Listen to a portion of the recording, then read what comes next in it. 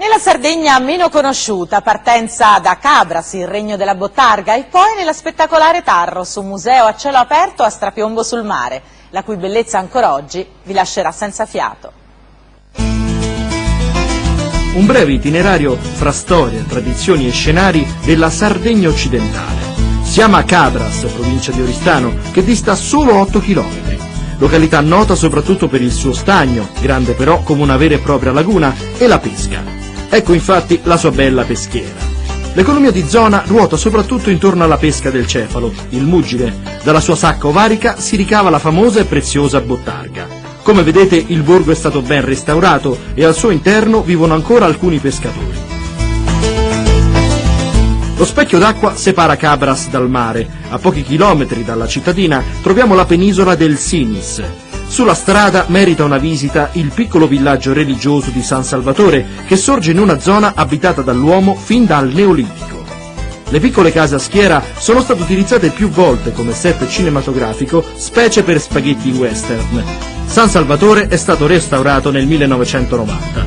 All'interno della chiesetta del paese troviamo un antichissimo ipogeo, un pozzo sacro dedicato al culto delle acque già in epoca nuragica. L'attuale forma però l'assunse in epoca imperiale romana. I disegni e le antiche invocazioni sono invece in prevalenza puniche, con una sigla ricorrente, RF, la versione latina di Rufu, ovvero guarisci.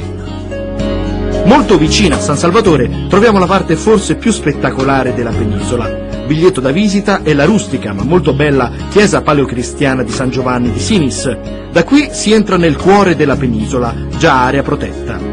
Un luogo meraviglioso. Il panorama abbraccia il golfo di Oristano, chiuso a sud da Capo Frasca e a nord da Capo San Marco.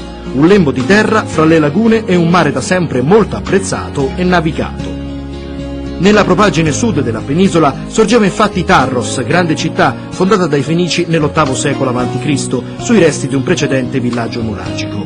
Questo sito è stato poi abitato anche dai Punici e dai Romani. L'area si presenta ora come un museo a cielo aperto. I reperti che si possono visitare appartengono soprattutto al periodo della dominazione romana.